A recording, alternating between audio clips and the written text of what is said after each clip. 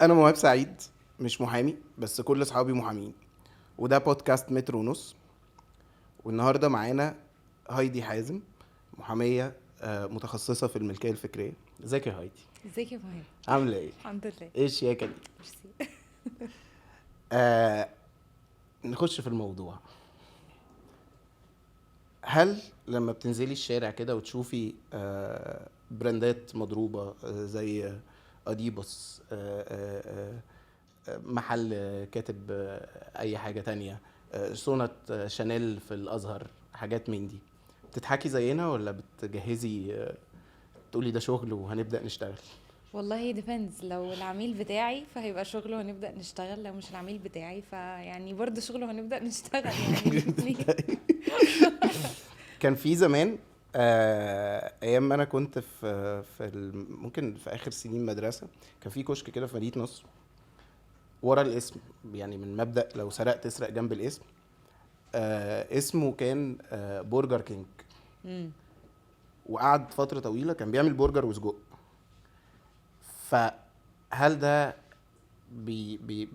بيترفع عليه قضية ولا بنسيبه عشان غلبان؟ وهل يعني الفوضى بتاعة البراندز المضروبة اللي في مصر والحاجات دي كلها، ليه هي متسابة؟ اوكي. ليه في فوضى انا داخل في الموضوع قوي مرة يعني واحدة. في صح. كذا سؤال في سؤال واحد، اه. فخليني يعني اتاكل سؤال. ليه في فوضى في الانفرنجمنتس او التعديات بتاعه الملكيه الفكريه عموما؟ هي لانه مفيش وعي بالتريد ماركس والاسبيكتس بتاعه الاي بي لو كلها يعني. وده في اوكي. العالم كله مش بس في مصر يعني.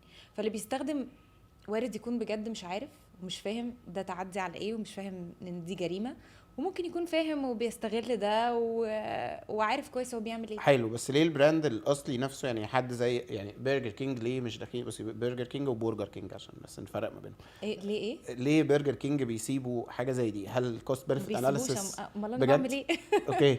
انا يعني هل هم يعني ممكن يروحوا يرفعوا قضيه على الراجل اللي فاتح كشك في الشارع ده؟ وهل هي بتبقى قضيه، يعني هل الموضوع بيوصل لجنحه وممكن يتحبس، ممكن يحصل له مشاكل، ولا الموضوع ابسط من كده؟ هو الاول بيتعمل له انذار طبعا اوكي. يعني. في حاجه اسمها ماركت مونيتورنج اوكي. عامه في الملكيه الفكريه. لو انت ماركت مونيتورنج دي بتتعمل بكل الطرق، يا اما بيراقبوا الجرايد اللي بتنشر فيها العلامات التجاريه، يا اما عشان يعني يعملوا اعتراض وتظلم وكده، فبنشوف مين اللي بيحاول يسجل حاجات مشابهه اوكي. ومين اللي مكاتب العلامات قبلته، فبنبتدي ناخد او بيبتدوا يعني بيبتدي يتاخد ضد العلامات دي اجراءات. وحاجه تانية، العلامات المقلده اللي موجوده في الماركت، جزء من حمايه او جزء من يعني الانفستمنت في التريد مارك اتسلف او في البراند. لو هنقول الاسبكت كله بتاع الاي بي، سواء نوع الانتلكتشوال بروبرتي ايه، في جزء منه ماركت مونيتورنج، يعني بتراقب الماركتس اللي انت شغال فيها. اوكي. مين اللي بيعمل كده؟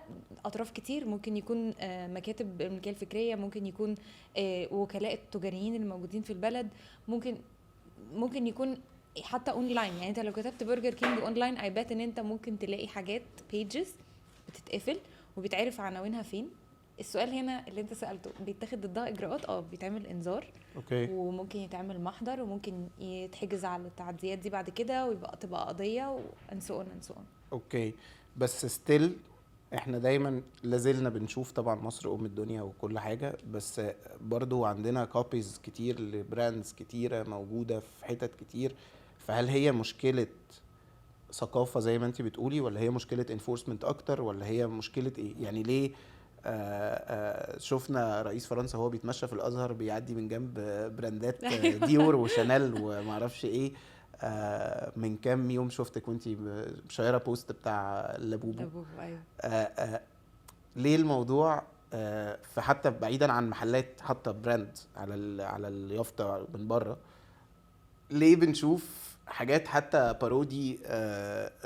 ليه بنشوف حاجات بارودي زي محل يبقى اسمه ستار بوك ومش عارف ايه والحاجات دي؟ ده موجود. هل دي فيها مساحة يعني؟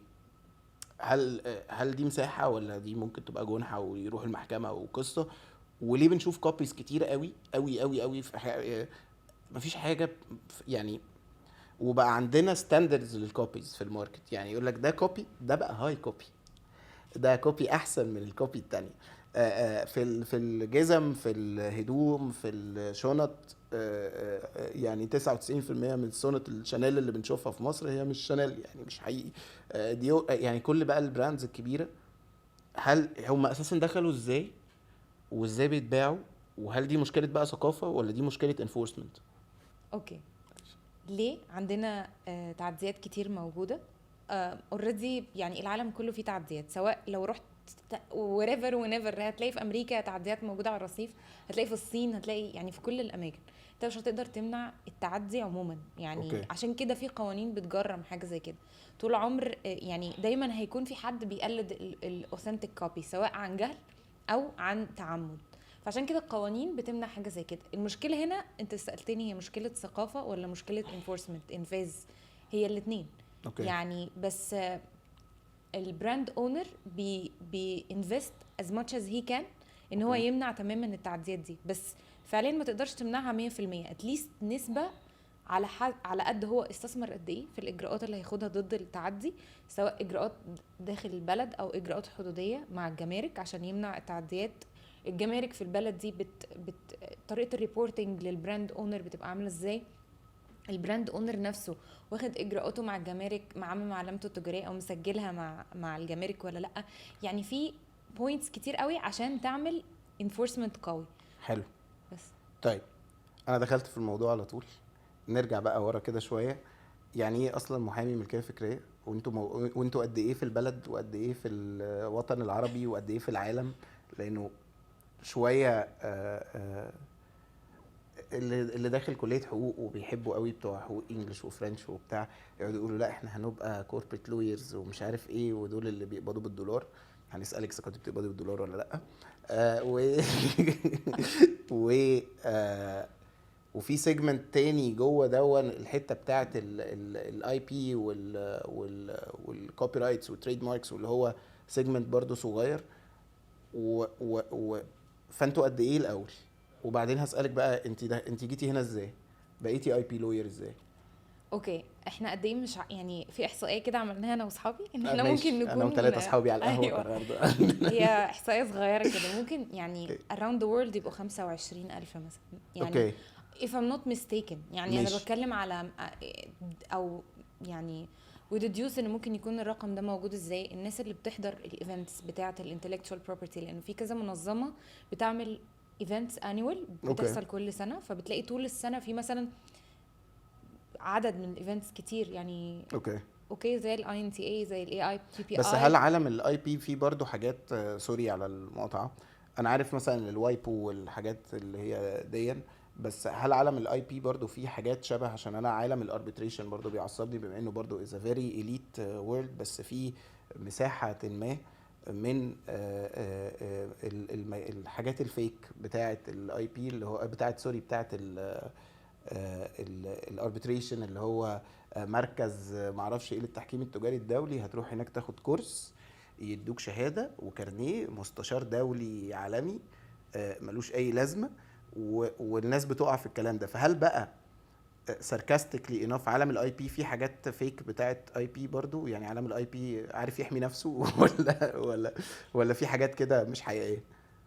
ولا هو كلها انترناشونال ريكوجنايزد حاجات؟ ولا في حاجات مضروبه عندكم زي الاربيتريشن؟ السؤال مقسوم يعني لو يعني ما فيش مجال ما فيهوش حاجات زي كده، بس أوكي. خلينا نقول انه الاي بس بي في عالم الاي بي الموضوع هيبقى كوميدي لانه ده باب النجار. ما هو ده لسه كنت هقوله لك. يعني اتس ستيل، يعني احنا بناخد مش بيبي ستيبس. احنا في مصر هنا مثلا من اقدم الدول اللي ابتدت تعمل اصلا يعني intellectual property enforcement، وكان عندها قانون ملكيه فكريه. بس يعني ستيل انه الناس تبتدي انه المحامين يبتدوا يتخصصوا في الملكيه الفكريه، خلينا نقول ده مش من زمان قوي يعني. بس فما لحقناش يعني الاربيتريشن. ممكن نقول انه في حاجات اكتر، بس لا الاي بي يعني لو هتسالني الناس هتستفيد من اي حاجه في الاي بي فهي هتستفيد، يعني لانه المواد في الجامعه ما بتعلمناش الانتلكتشوال بروبرتي، ما بتعرفناش يعني ايه انفاذ. ما فيش يعني وعي ولا علم انف الا بالاجتهادات دي. حلو. نتكلم بقى عن هايدي. ازاي بقى دخلتي وسط لو هنقسم ان هم 25,000 واحد محامي اي بي، ازاي هايدي جت من كلية حقوق لبقت اي بي لوير؟ روحتي فين، اشتغلتي فين، عملتي ايه، هل دي كانت خطة ولا جت صدفة ولا ايه اللي حصل؟ اوكي. سو في سنه تانية جامعه، اوكي. يعني كنت لسه بنبتدي نكتشف الفيلدز اوف لو. فكان كل الناس بتقول ان هي عايزه تشتغل في الكوربريت. ماشي. كل اللي نزلوا تريننجز كانوا بيشتغلوا في الكوربريت، بس انا يعني كنت سامعه انه في فيلد جديد كده اسمه يعني اي بي. حلو. ف it sounds fancy وعلامات تجاريه بقى واستهلاك بقى وحاجات وبراندز وكده. اوكي. ف يعني this is what I know about IP back then. ماشي. بعدين بعد اول ما خلصت رحت الامارات. حلو. فاشتغلت على طول في الاي بي هناك. حلو. قعدتي قد ايه؟ من 2017 نزلت مصر اخر 2019. حلو. رجعت مصر برضو اشتغلت في الاي بي. حلو. وبعدين انا طبعا بسأل قعدتي قد ايه عشان ما عنديش معلومة، بس يعني اتقابلنا في الامارات اكيد وقتها يعني بس يعني مفاجأة مش كده. ايه ده هايدي انت رحتي الامارات ايه ده ف طيب وجيتي هنا اشتغلتي اي بي برضو، اكسبوجر بتاعك كان شغل مصري بس ولا؟ لان انا فاهم ان الاي بي از somehow related برضو الحاجات في بقى ريجستريشن لوكال وريجستريشن انترناشونال، فانت اشتغلتي على مناطق ايه كشغل، او معرفش ينفع نقول عليها ككيسز او غيره؟ لا يعني الاي بي اصلا كبراكتس هو اتس فيري انترناشونال حلو. عامه. يعني ممكن تلاقي ناس بتشتغل لوكال براكتس في الاي بي، بس ده يعني نادر جدا. وات ايفر هتلاقي it's a very international practice. وانا I consider myself lucky ان انا بدأت شوية في الامارات، لانه ما كانش عندي الانتميديشن بتاع الانترناشونال براكتس ده. خلاص يعني بخش في الشغل على طول. حلو. و I was lucky to work with يعني brilliant minds كمان طول الوقت. يعني حتى انا مش عارفة ده my personal experience، بس ممكن اشوف ناس مثلا بتشتكي من الناس اللي هي اشتغلت معاها، من مديرينها، من الكوميونتي وات ايفر. بس في الاي بي انا بصراحه يعني بشوف ان كل الناس هيلبفل جدا. اوكي. ما اعرفش اذا كانت ده طبيعه البراكتس ولا ام لاكي، بس يعني في جميع الاحوال يعني I'm not familiar مع practice بس I will guess برضو انك you're lucky. الحمد طيب لله. بس اشتغلتي jurisdictions Yes. ايه؟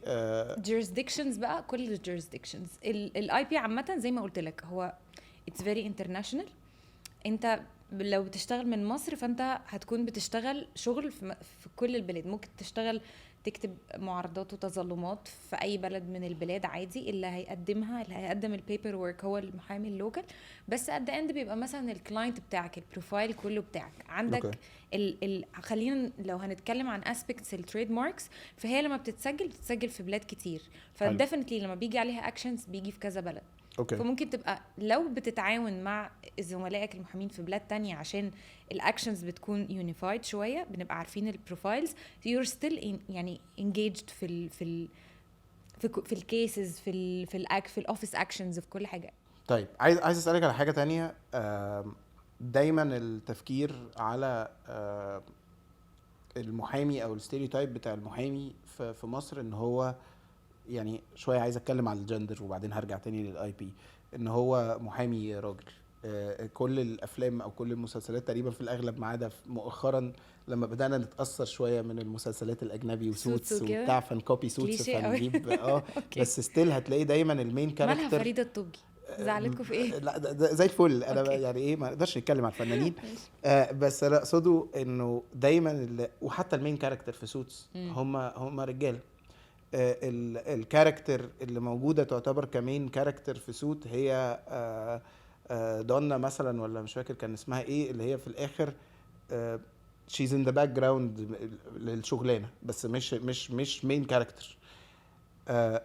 فهل انا ممكن اتخيل ده ممكن تبقى مشاكل اكتر برضو؟ اي بي ممكن تبقوا متدلعين شويه عن شغلانه زي الليتيجيشن او شغل لا بنروح محاكم تقاضي برضو والله. وبتاع. حلو. ايوه يعني حلو. عادي. بس هل في very frankly any sort of discrimination اتجاه الستات في مجال المحاماه في المطلق وفي مجال المحاماه في الاي بي؟ السؤال تقيل قوي ولا؟ لا والله واخدين فرص اكتر اصلا. ايوه اوكي. ما حسيتش باي discrimination خالص. لا خالص بالعكس. ما هو اذا انت محظوظه جدا او العالم احلى من اللي احنا متصورينه. فيها انترناشونال براكتس فبيبقى في equal opportunities في المكاتب. اوكي. لو هنتكلم على الايكواليتي او طب يعني نسب في المكاتب اللي انت اشتغلت فيها قد ايه بنات وقد ايه ولاد؟ I I think did a it's research equal. زمان كده فعايز اعرف. لا I think equal. it's equal. ممكن يكون الاي بي براكتس بس واحنا فيها بنطلع فوق بقى للليفلز اللي فوق، يعني كل ما يترقى عندنا قد ايه بارتنرز ستات في مكاتب اي بي او حتى سينيور اسوشيتس ستات؟ لا هم tricky. سينيور اسوسيتس ستات لا يعني كتير معروفين يعني. اوكي مش عايزه mention their names دلوقتي بس لا كتير يعني. في يعني ايكوال، ممكن نقول انه ايكوال. المشهورين في مجال الاي بي ستات والرجاله هم اتس ذا سيم. اوكي مفيش بالعكس يعني.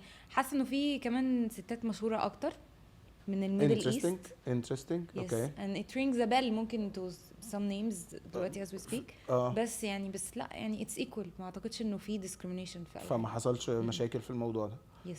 اوكي ماشي، نرجع بقى لمجال الاي بي وبرضو للاكسبيرينس بتاعتك. انت اشتغلتي على jurisdictions هنا، واشتغلتي على في حاجات في الخليج، واشتغلتي ممكن على jurisdictions تانية، بس خلينا نرفلكت على الفرق ما بين مجال الاي بي في مصر ومجال الاي بي في الخليج. it's relatively newer في الخليج أصلاً؟ يعني. اوكي الاي بي الانفورسمنت اجدد بكتير من مصر. احنا أوكي. اقدم بكتير يعني. الانفاذ عندهم لسه برضو اعتقد اجدد من عندنا بكتير. احنا عندنا سوابق القضائيه وعندنا سميحه الايوبي هي حطت يعني أوكي. الخطوط العريضه للبراكتس يعني. بس الانفورسمنت هناك الانفاذ بتاع الحقوق اسرع من عندنا يعني. أوكي. دي البرك هناك يعني اللي بتخلي احنا لو الinvestment هنقسم مجال الاي بي كده، احنا بنتكلم على الانفاذ وبنتكلم على ايه تاني؟ يعني لو عايزين نقسمه تقاضي ك- يعني. اوكي هتبقى في المحكمة سواء بقى بتعترض على علامات بتطلب شطب علامات او يعني وات ايفر، براءات اختراع، كوبي رايتس يعني. اوكي. تقاضي فهم وانفاذ. احسن عننا في الحته بتاعت الانفاذ والانفورسمنت. لا ما فيش احسن، اسرع. اوكي اسرع. اوكي الاجراءات بتاخد وقت اسرع بس ما فيش احسن. بالعكس احنا هنا عندنا شغل كويس جدا في الاي بي، وحتى القضايا بيتحكم فيها كويس جدا والانفاذ قوي يعني. اوكي حتى مثلا يعني منشن اي حاجه ممكن نتكلم عن كيسز معينه. بس الكالتشر بتاعت، هل هي برضو كالتشر ولا هي قانون؟ يعني كالتشر بتاعت تسجيل حتى العلامات التجاريه ومش عارف ايه، بشوفها اكتر في الخليج. بحس حتى ان في شغل اكتر في الخليج في القصه بتاعت التسجيل والحاجات دي عن هنا في مصر. هنا في مصر ممكن الناس تبدا وتقعد فتره طويله وما تسجلش حاجه. هي كالتشر زي ما انت قلت. أوكي. بس اوريدي هنا بس هل هي هناك كالتشر ولا هو قانون، او هو مجبر، او هو القانون بيجبره انه لازم يبدا شغل فلازم يسجل، ولا هي؟ لا عشان اللايسنسنج لما بيبتدوا يعملوا لايسنسنج بيجو انترناشونال اكتر، خاص هو بيضطر. وبيبقى في ممكن يكون في اويرنس انا اكتر، بس انا ما بحسش انه في اكتر او اقل. بالعكس احنا عندنا هنا كل الشركات برضو بتسجل، ولما بتبتدي بالذات تصدر وتستورد وتلاقي حد بيقلد يعني في نسبه وعي بزنس اونرز من ناحيه الاي بي. ما فيش اكتر واقل، بس يمكن يكون انا اعتقد ان انت you're relating to الهيئه السعوديه للملكيه الفكريه السايب يمكن عشان هم بس عاملين شويه هيصه كده اونلاين.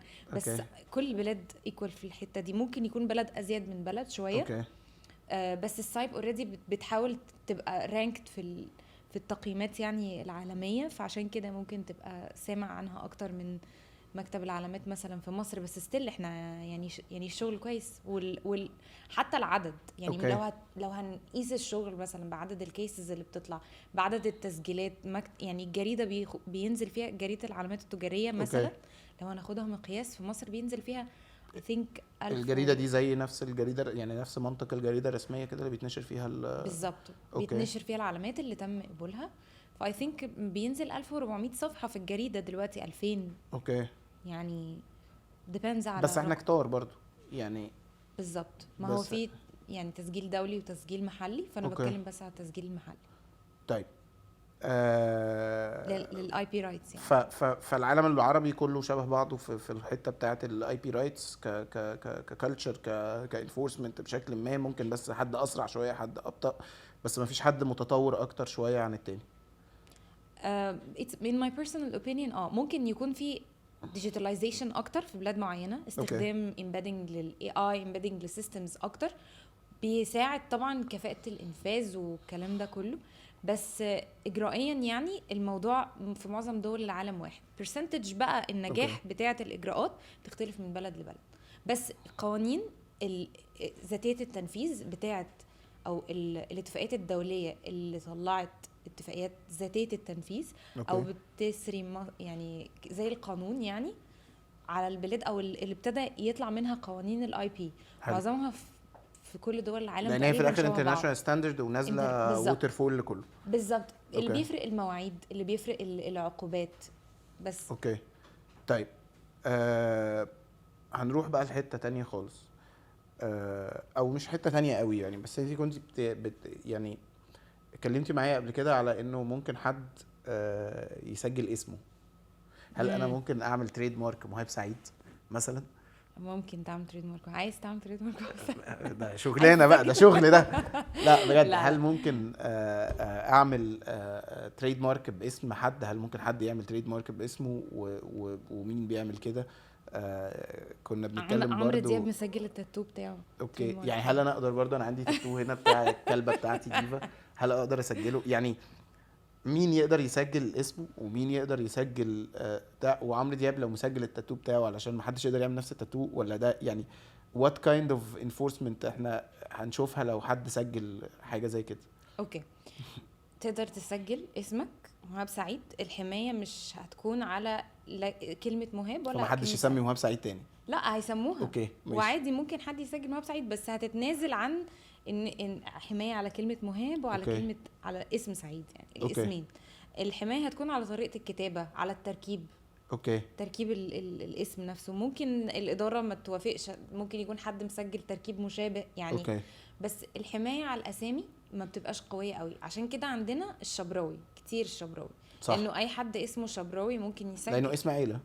لا، واي حد افرض اسمه هو كده، اه يعني من اه حقه يستخدم اسمه. اي حد من حقه يستخدم اسمه حلو. باستثناء. بس ليه مثلا في اسم، عشان كنت I was debating this ليه في اسم زي تسلا وهو اسم شخص؟ لسه هقول لك. يعني في اسم ايوه، زي ده وهو اسم وماكدونالدز برضو مثلا، وده اسم شخص مم. وكنتاكي فرايد تشيكن which is كنتاكي. لا، فهي كلها اسامي مم. ممكن اي حد يبقى اسمه كده. دي علامات فائقة الشهرة. اوكي يعني تخطط، يعني لما العلامة بتبقى internationally well known بتاخد حاجة اسمها حماية استثنائية. مهم. اوكي، ده غير انه العلامات عامة، احنا هنا بنتكلم عن تريد ماركس، ليها طبيعة اقليمية شوية. اوكي يعني القانون بيقول ان العلامات الغير مميزة ما ينفعش تتسجل. ماشي اوكي، بس انا مثلا ممكن يكون اسم مهاب سعيد هو مميز طبعا، بس قصدي طبعا. ايوه او هايدي حازة ممكن يكون مش مميز أكتر. عندنا. أيوة. ثانك لا يو. طبعا. سلانج او يعني اسم دارج يعني، بس ممكن يكون في بلد زي الصين هو حاجه مميزه جدا. اوكي، فالطبيعه الاقليميه للاسم نفسه. ماشي. ما اعتقدش اني شفت حد هنا اسمه تسلا.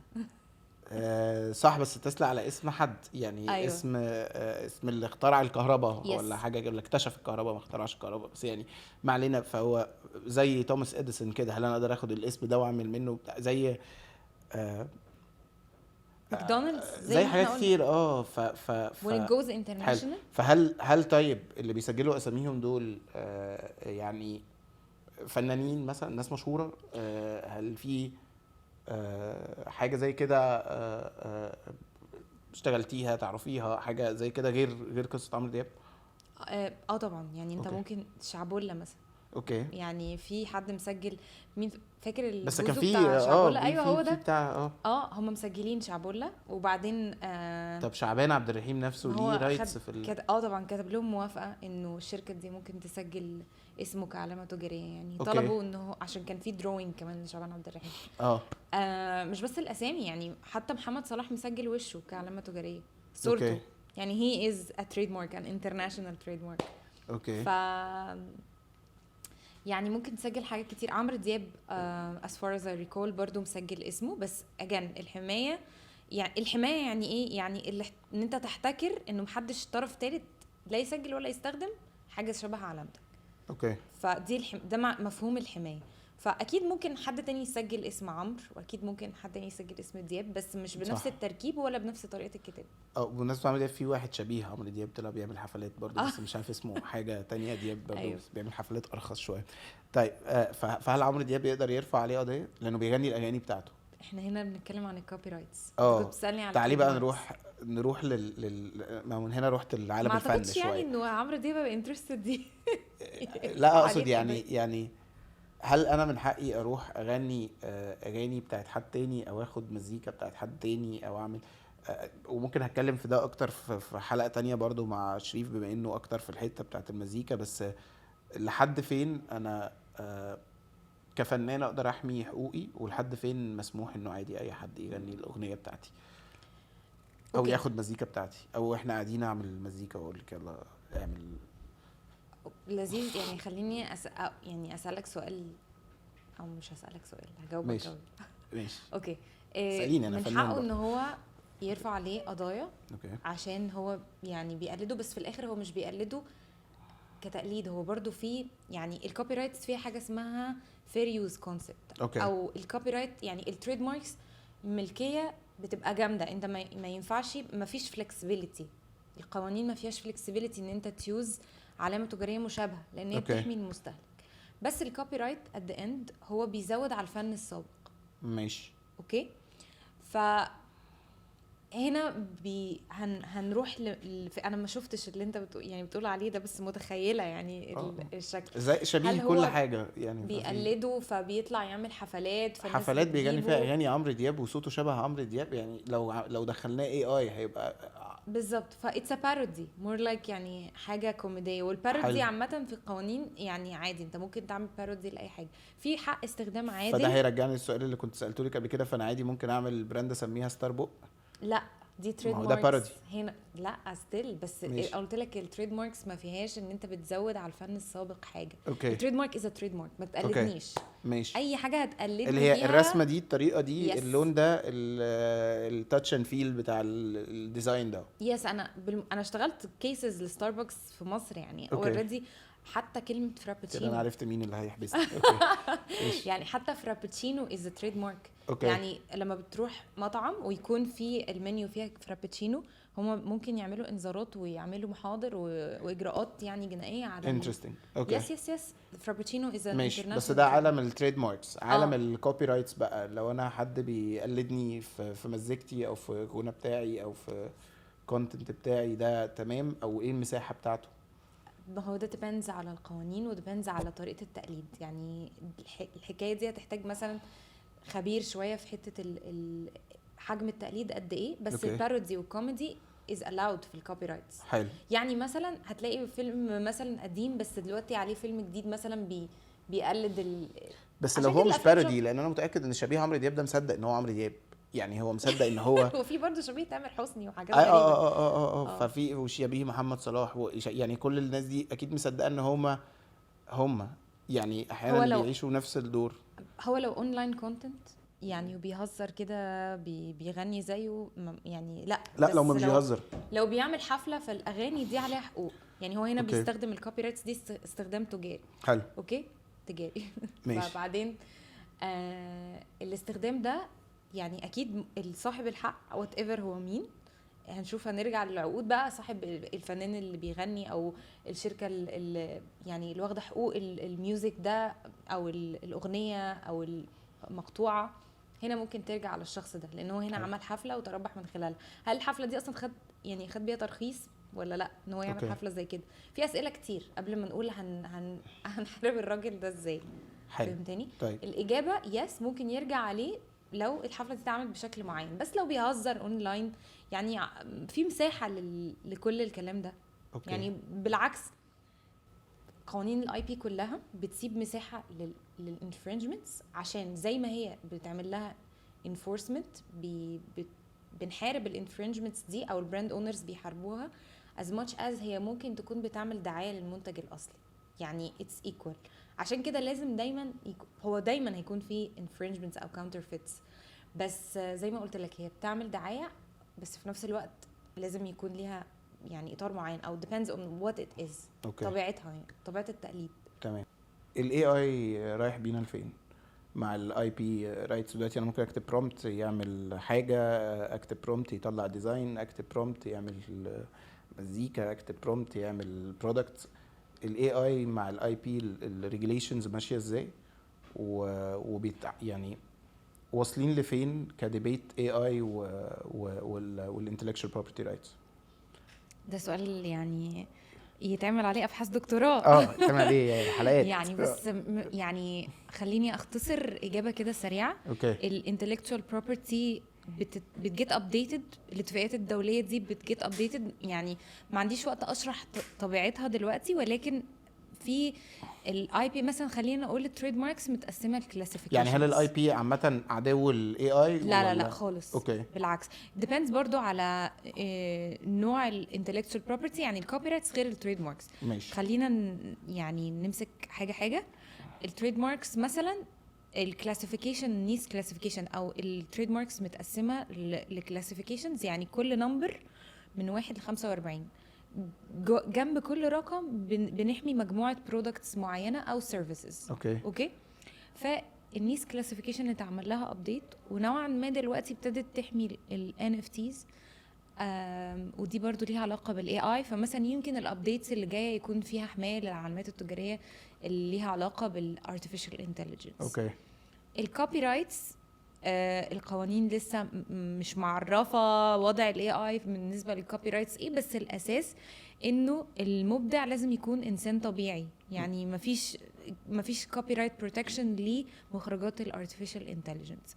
الاتجاه العالمي دلوقتي بيقول ان احنا عشان نحمي الاي اي ده يعني going back to البروتكشن ده برضو بيسري على الاندستريال ديزاين والباتنتس. اوكي. مفيش حمايه يعني لمخرج طالع من الاي اي نفسه، لازم الحمايه تبقى للمخرج. بس لو انا عملت برودكت بالاي اي او عملت تريد مارك بالاي اي او عملت ديزاين بالاي اي ورحت سجلته، كل اسبكت للاي بي مختلف. أوكي. نطاقات الملكيه الفكريه مختلفه. فالتريد ماركس اعملها بالاي اي عادي، مش بالعكس.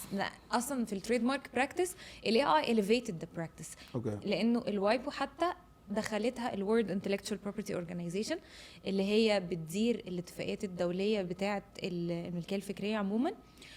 دخلت الاي اي في السيرش. يعني دلوقتي لما بتيجي تعمل فحص، أوكي. مثلا انت عايز تستخدم علامه، فبتعمل فحص مبدئي كده تشوف اذا كانت العلامه دي حد مستخدمها، مسجلها، هيسجلها، متكلم عليها، الكلام ده كله. اوكي. السيرش ده بقى بيتعمل باي اي، يعني تكنولوجيا او مش عارفه اسمها ايه. يعني بتسهل السيرش عشان ندور جوه الداتابيز. ثانك يو. ده مفهوم، بس اللي اقصده اني اقدر اكريت حاجات واطلب ليها حمايه وانا اساسا مكريتها ببرومبت. is this possible؟ يس. التريد مارك عادي، ما مش يعني القوانين بتاعت الملكيه الفكريه بتقول ان العلامه التجاريه مش لازم تكون عمل فني اساسا. اوكي. فبما ان مش لازم تكون عمل فني، ف يعني المهم تكون مميزه، مش بتقلد حاجه تانية. طيب اخر سؤالين. لما بتيجي تروحي القصه ونروح بقى لنزاع ونحاول ننفورس ونتخانق وقضيه وحد سارق عروسه اللبوبو فعايزين نتخانق معاه او ايا كان ايه القصه، هل بتاخدوا الموضوع ده بشكل شخصي قوي عليك وكده وبتاع، ولا بتاخدوا الموضوع بشكل يعني بتتعاملي ازاي في النزاعات والحاجات دي؟ واخداها بشكل شخصي لما بتخشي فيها، ولا الدنيا بتبقى اهدى شويه؟ ولا لو التريد مارك بحبها اوكي. يعني لو براند ميك اب انت بتشتريها، براند جزم بس يعني خلينا نقول لا، يعني البروفيشناليزم بتقول ان ما ينفعش حاجه تتاخد بشكل شخصي. هي نزاعات في الاول وفي الاخر ما بين اشخاص، ما بين شركات. حلو. في الاول وفي الاخر يعني بنسيب القانون هو اللي يحكم. بس يعني بس بعيدا عن ده بقى، لو في تريد مارك بحبها احيانا بقى الواحد بيبقى يعني انفستد قوي في البروفايل، ويعني took the baby steps with the company وسجل بقى في العالم كله ليهم ويعني عدى كل الاوفيس اكشنز، ويجي مثلا واحد يعني يعمل منه هايب كان بيقول لي معتز ساعتها كان ماي سينيور، يعني كان بيقول لي ما تاخديش المواضيع بشكل شخصي. بعدين لما ابتدينا بقى نخش في اتعلمنا ده وسمعنا كلام معتز، ولا لا هو نفسه خد المواضيع بشكل شخصي. يعني احكي لك القصه، يعني هي قصه مثال كده في حاجه صغيره. حلو. كان ستارت اب كومباني، كانت ساعتها ستارت اب يعني، وقعدنا نبني لهم intellectual property profile وتسجيلات بقى في العالم كله. والشركه كانت مصريه، طالعه من مصر، عاملين ابلكيشن وانفستمنت لذيذ جدا، و it went viral و around the world، بالذات وقت الكوفيد. وجه حد تاني يعني هو عنده بيبي انفستمنتس كده، كان ممكن يستثمر في حاجه تانية. هو قرر انا مش هعمل عياده غير واسميها باسم الابلكيشن ده اوكي واسم التريد مارك دي حلو يا ماشي ما انت عندك 50,000 اوكي حاجه تانية. لا هي دي مش حلو مش حلو عايز غيرها. حلو. بما اننا اتكلمنا في عياده فممكن اتخيل بس ف تمام يس ماشي يس دي اكتر حاجه يعني خدتها بيرسون اعتقد. وزمايلي اللي اشتغلوا على الكيسز بعد كده وصلتوا خدوها لايه في personal. الاخر؟ هو مصر فاهم، اخدنا عليه احكام طبعا، اوكي بس تحس ان هو he's going around. يعني مش بتكلم عن المثال ده بس some people بيبقوا عارفين بجد ان دي جريمة، بس هو عايز يستخدم ويكسبلويت شهرة الشخص او المؤسسة الشركة اللي استثمرت في الانفستمنت و ده. this is a normal practice في مصر. لو بنتكلم زي ما اتكلمنا على الشبراوي ممكن نتكلم حتى على صاحب السعادة بتاع الشوكليت فيفتح جنبه أخو السعادة وخال السعادة وابن عم السعادة بيفتحوا جنبه كمان بنفس البراند أو ببراند قريبة يعني شوية أو ممكن بنفس الاسم. الشبراوي فتح 7000 شبراوي في نفس المكان وفي نفس حوالين بعض. فشوية هي كلتشر مصري شوية ضد هل الكلتشر المصري ضد الاي بي؟ لا بالعكس، هي مش كلتشر مصري خالص، هي موجوده. مش عايزين نحصر المصريين في ادوار الشر يعني والانفرنجمنتس. لا هي في كل العالم. يعني هتلاقي في الخليج مثلا الدارج قوي واحد شركه مثلا بتعمل برفيوم اسمه نورا، ماشي خلاص ما عادش فيه غير برفانات نورا بس هي اللي هتنزل في كل الشركات. هو كله عايز يعمل برفيوم نورا، فيبتدوا ده يسجل على فئه كلاسيفيكيشن، وده عايز يسجل يحاول يسبقه ويسجل على كلاسيفيكيشنز تانية، وواحد يروح بلد تانية كويت مثلا السعودية يسجل يلحق كله عايز يسجل. يعني اقصد انه الكوبينج او كوبينج each other او انه نطلع بفكرة فحد تاني يفهم طبيعة الانفورسمنت بتاعت الاي بي فيحاول يقلده. مش بس عندنا، هي موجودة في العالم كله طالما العلامة مش internationally known. فلما بتطلع حاجه حد بيحاول يقلدها. عشان كده الانفورسمنت استراتيجيز مهمه. حتى الفايلنج استراتيجي بتاع العلامه التجاريه قبل ما تبتدي، قبل ما تلانش لازم تبقى فاهم ازاي هتحمي ايه وهتعمل فايلنج فين عشان تحمي نفسك لما او نعمل انفورسمنت صحيح، نمنع التعديات دي من اول ما تبتدي. حلو. اخر سؤال، لو ما كنتيش محاميه كنت هتبقي ايه؟ ما كنتيش اي بي لوير عامه ومحاميه يعني ما تقوليش محاميه حاجه تانية. ما ينفعش اقول إيه؟ يعني ما ينفعش اقول محاميه؟ لا والله ما اعرفش. انا من زمان بيقولوا لي عايزه تخش ايه من ابتدائي، بقول حقوق انجلش فما اعرفش. يعني بابايا محامي فما اعتقدش اني ما حسيتش ان عندي اوبشن تاني. لو هنتخيل بقى دلوقتي ايه الاوبشن التاني في عالم موازي؟ اكيد فنانه. يمكن نوع الفن ايه بقى مش عارفه ماشي. بس يعني بحب الفن. انا مش فنانه بس يعني بس يعني مش عارفه بجد يعني اتس جاست ا جوك. بس ما اعتقدش اني شفت نفسي حاجه تانية غير محاميه. مش انترستنج. شكرا يا هايدي. العفو. باي باي.